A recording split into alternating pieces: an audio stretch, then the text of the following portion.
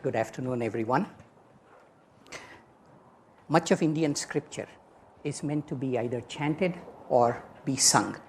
The most common example of that are the mantras, and they've been preserved for that reason because they've been set to not so much music but to a meter, like a poetic meter. So they have a rhythm to it and you can chant and you can remember them. But more than that, more than transmission, the point is transformation. What the mantras do is they get deep into us, and with the astral resonance that they create, they help us see the bigger picture of who we really are. And these are the shortest ones, and the little bit longer they're usually about 100, 108 verses long. And they are chanted very commonly across many households in India, and they usually extol the virtues of God. Standing apart from all of this, and there are hundreds of this, standing apart from all of this are two big chants. Each of them is exactly 700 verses long. Both of them are believed to give great spiritual power to the chanter. And it's done across the ages. Hundreds of thousands of people have done them. One of the 700 verse chants is the Bhagavad Gita. And of course, all of you know of this. Less known in the West, but almost well known in India, is something called Durga Saptashati, also exactly 700 verses long. And it tells the story of mother. Should I adjust this somehow before I go on? Anybody? Okay. Am I good? It tells the story of Divine Mother when she took human form and destroyed evil with such extraordinary ferocity that it could only be motivated by love. The ferocity from anger does not endure, but the ferocity from love does not give up. But then she's Divine Mother. Nobody is immune to her love, including evil. So in this story, even the evil is eventually transformed and liberated because nothing can stand in front of the power of the heart. Now, sit back, open your heart and listen to the story. There is even more magic than what I normally dish out in these stories. That's the nature of this. Don't let your head get in the way because it's going to gum up the works. Okay, listen with your heart, because is this a story that happened a long time ago to people whom you don't know in a distant place? Or is it a story that's happening right here in this moment for you individually? Is this perhaps your story? Long, long time ago, two brothers, their name were Shumbha and Nishumbha. They emerged from the underground. In the nether regions, there is the realm of the demons. Here is the realm of the humans, and up in the sky where the eye cannot see is the realm of the devas or the gods. So these two demons, Shumbha and Nishumbha, emerged from underground. They were already powerful. They had many magical powers, but they wanted more. So they went into an isolated spot and they began to meditate, because such is the power of inner concentration that once we still the waves of feeling, nothing is impossible to us. It only matters what we concentrate on. We will get to this. We will get it. So they began to meditate, and hundreds of years passed, and they are getting deeper and deeper into meditation. And eventually the creator Brahma appears in front of them. And he says, "My sons, I'm very pleased with your austerities. What boon shall you seek?" And they wanted just one boon. They said, "Lord, we want to be immortal. We want never to die." And Brahma, he's an ancient being. He has 4 faces with long flowing beard in each face, and then he laughs, and the beard on his 4 faces shake with his inner mirth. He says, "Nobody that's created can get away by not dying. I cannot give you that. Ask me something else." So they talk amongst each other because they want to game the system. You see, they want to say, let me get the right kind of boon where it is actually immortality, but we've used wordplay to get around it. So they confab a little bit, and then Shumbha comes up and says, "Lord, we know what we want. Could we please have the boon that we not be killed by any man? No man should be able to kill us." See, in the realm of demons, they don't get sickness, they don't get COVID, they don't get the flu, they don't have skin disease, they don't have high blood pressure, they don't die because of that. They die because someone else kills them. And it's always the men who do the killing. So they figured if they have the boon that they can't get killed by any man, they're good, they're immortal. And the Creator says, Tathastu, so be it. And they are happy, and they amass a vast army of demons. More and more demons emerge from the underground. They come onto the surface, and then they kill every king and loot every empire on the earth, and they kill all the good people, and they encourage bad behavior. And pretty soon they are the lord of the entire earth. That's not enough for them. Using their magical powers, they ascend into the heavens. Heavens, as I told you, is the realm of the Devas. Who are the Devas? When God created the earth, He set up a system where all the elements collaborate with each other to create a harmonious place for us to work out our karmas. There is Surya, the sun god. He has 2 jobs. Surya has only 2 jobs. What is it? One, he has to be punctual. He can never be late, can never be early. We literally set our time by the sun. His second job is to give us heat and light for a set number of hours during the day, and then go away and come back again. That's Surya. Then there is Vayu, the god of wind. He needs to blow in exactly the right way to keep the weather going properly and in harmony, and the heat of the sun is mitigated a little bit. But Vayu inside of us gives us the animating power to be who we are. It is Prana. He is the god of power. And there is Agni, the god of fire, localized fire. Agni cooks not only rice and beans, but Agni also cooks our bad habits. That is his job. And then there is Samudra, the god of the oceans. Varuna, the god of water. And the king of all gods is Indra.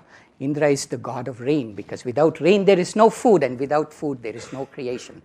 All the gods are driven out. They easily succumb to the demonic forces of Shumbha and Nishumbha and this demon army.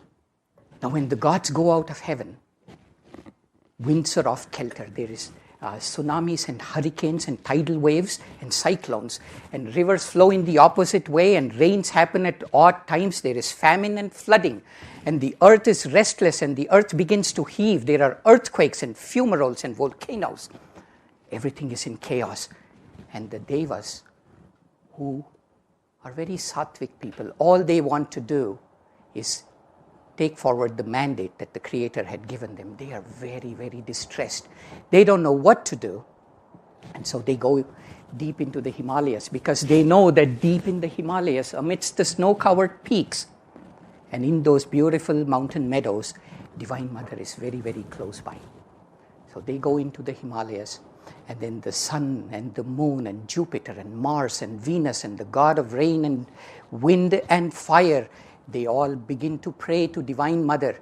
And they say, I'm going to tell you the Sanskrit, Ya Devi Sarva Bhuteshu, Daya Rupena Samsthita, Namastasyai, Namastasyai, Namastasyai, Namo Namaha. Devi is the moniker for all forms of Divine Mother. And they say, O Devi, who is present in all of creation, immanent, present in every atom of creation, Daya Rupena Samsthita, you are present as compassion. Namastasyai, I bow to you, I bow to you, I bow to you. I deeply bow to you. And they say, you're present in me, in all of us, as Shanti, peace. You're present as Shakti, power. You're present as Vritti, restlessness. You're present as Smriti, divine memory. And on they go. It's a beautiful set of verses. It's still chanted in temples across India. It's called Devi Stuti. And then finally, as one, all the gods, they say, Ya Devi, Sarva Bhuteshu, Matru Rupena Samsthita, Namastasyai, Namastasyai, Namastasyai, Namo Namaha. O Devi, who is present in all of creation as the love of all mothers, I bow to you, I bow to you, I bow to you, I completely bow to you.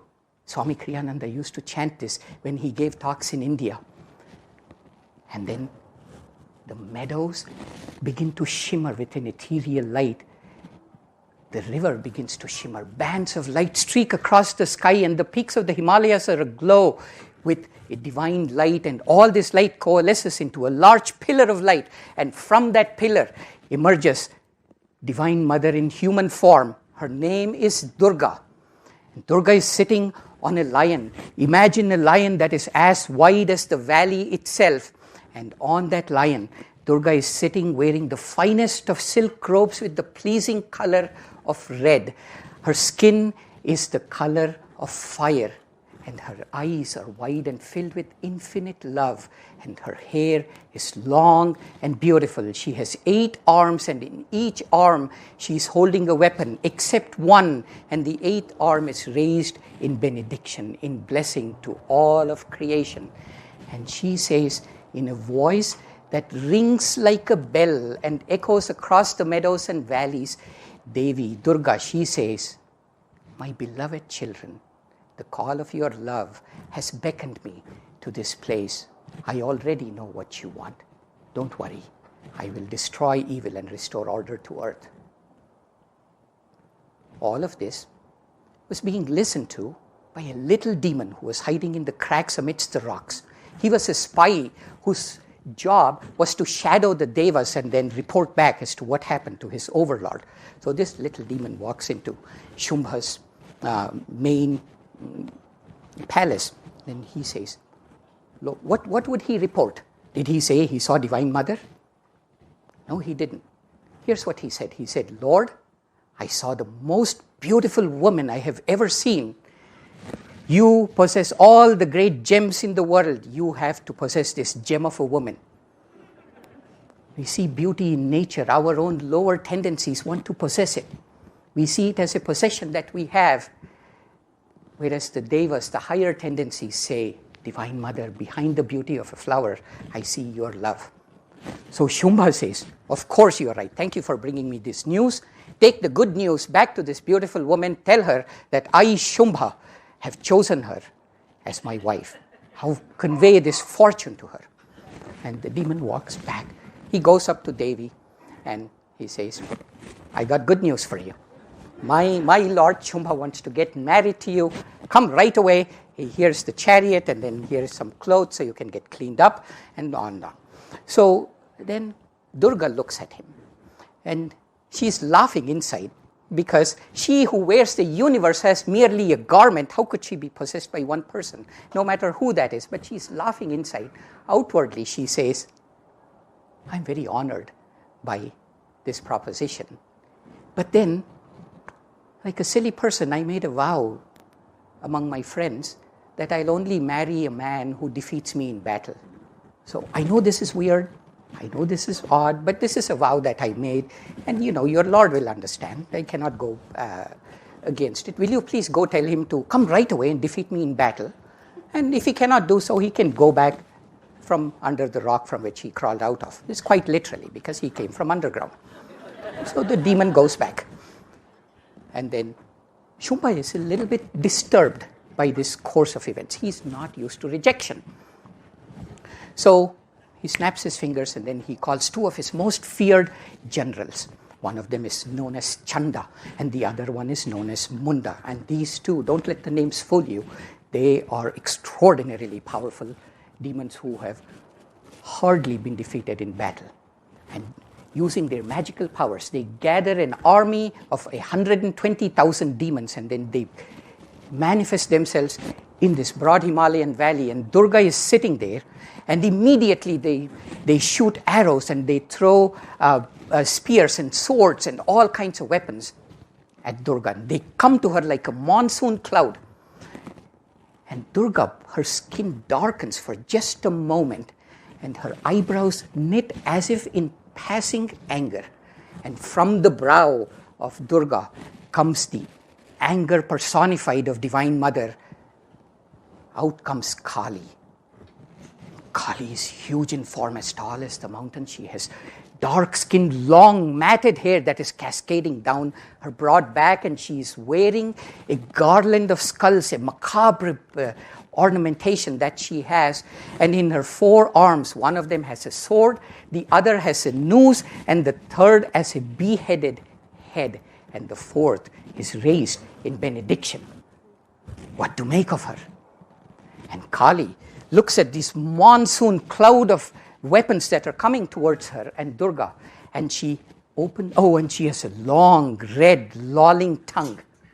And she opens her mouth, and into this vast maw, into this abyss, all of these weapons disappear, leaving no trace. Divine Mother created the weapons in the first place. She simply reabsorbs it back into her infinite vibration, the engine of creation, and the weapons are all gone. And then Kali opens her mouth one more time. All of this is happening within a half a second, remember. She opens her mouth, widens her throat, and begins to make the sound of hum. It's a very deep bass sound. And that sound increases, becomes fearsome in its intensity, terrifying in its power. And then it goes out and encompasses the large army of demons and Chanda and Munda together. And they begin to quiver. They begin to shake. And soon they cannot tolerate the power of this bija mantra, this seed sound. And they explode as if from within. And instantly they are reduced to a pile of ashes. The entire army is simply a pile of ashes, except one. In a crack within the mountain, this little spy, he runs back, says, "Lord, I got bad news." Now Shumba is very angry at this point. He now has to invoke his nuclear option. Okay, so he snaps his finger and then walks an invincible demon. It's just a short man, unassuming. I mean, if he walked in here, he had all the demonic characteristics. He had, long, sharp teeth and big, smoldering eyes, and he'd probably scare us all. But among demons, he was very unassuming. He was just one of the below-average demon.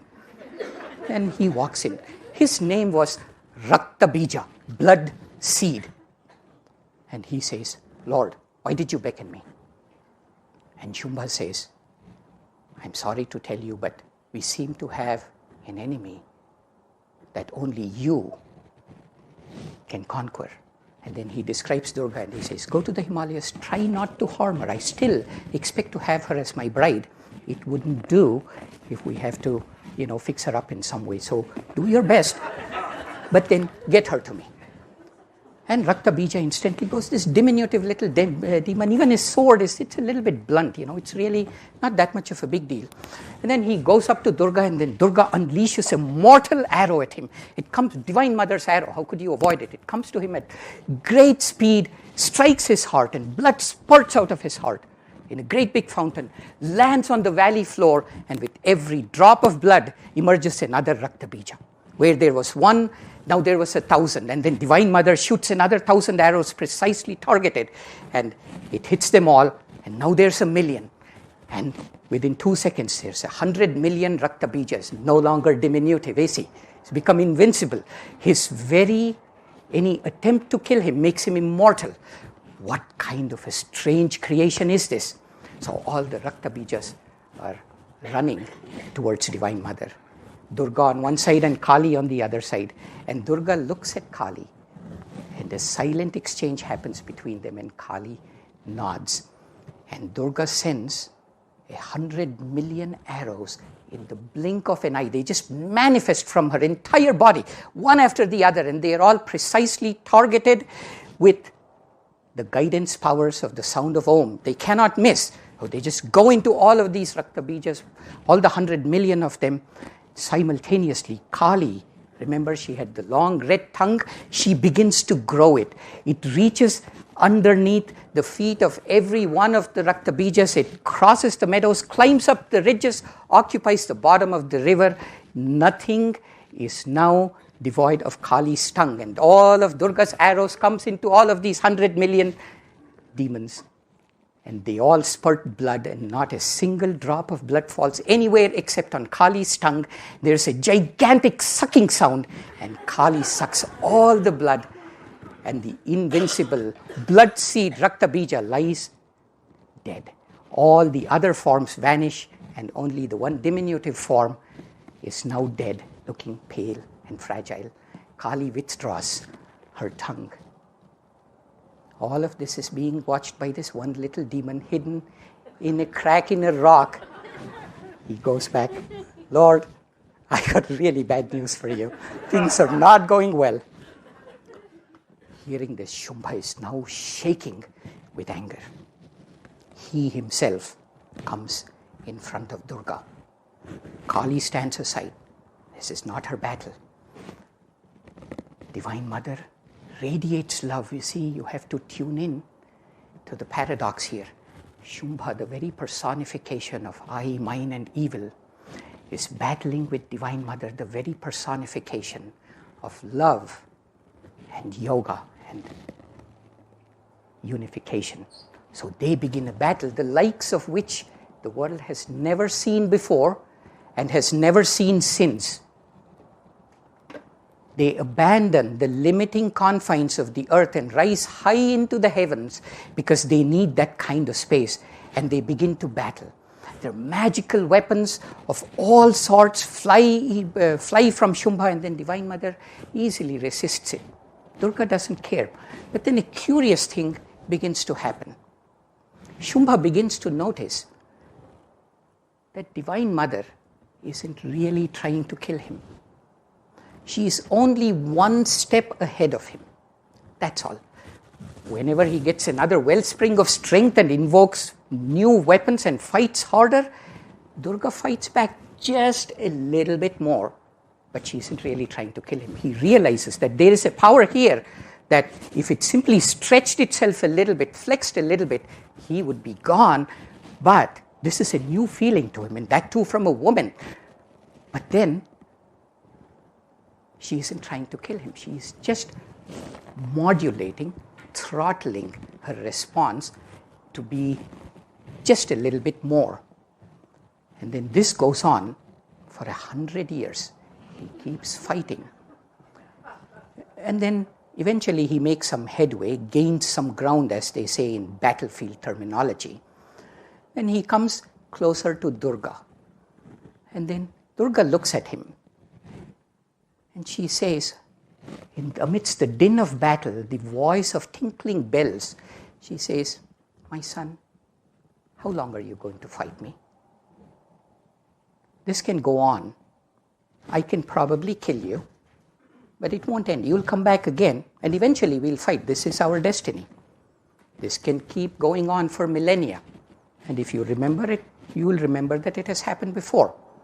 How long are you going to fight me? If you accept my love right this moment, then I will end all of your suffering, all of your tiredness. Divine Mother feels compassion even to this evil man because he's bleeding. And she says, I will end it right now. Just accept my love. Stop resisting me. And if you do that, I'll grant you liberation. And then this goes on for another 100 years. And then it's making a little bit headway in this dense little mind of Shumbha, through dark skies of consciousness, as Swami Kriyananda puts it. And it's making a little bit of a headway. And then slowly he comes up to Durga. And then as he comes closer, the noise of the battle stops. And he begins to hear somewhere the sound of Om. And he rides the waves of Om. And his heart comes closer to Divine Mother. And he bows his head. And then immediately Durga realizes that what she has been seeking, she has everything, but she doesn't have Shumbha's love. And she says, now it has sprouted. So she takes a great big spear from her arsenal and then puts it into his mortal frame, holding his torso in place, and takes a sword and beheads him. Shumbha releases his mortal frame, and the light of his soul comes as a big spark of light and merges into Durga.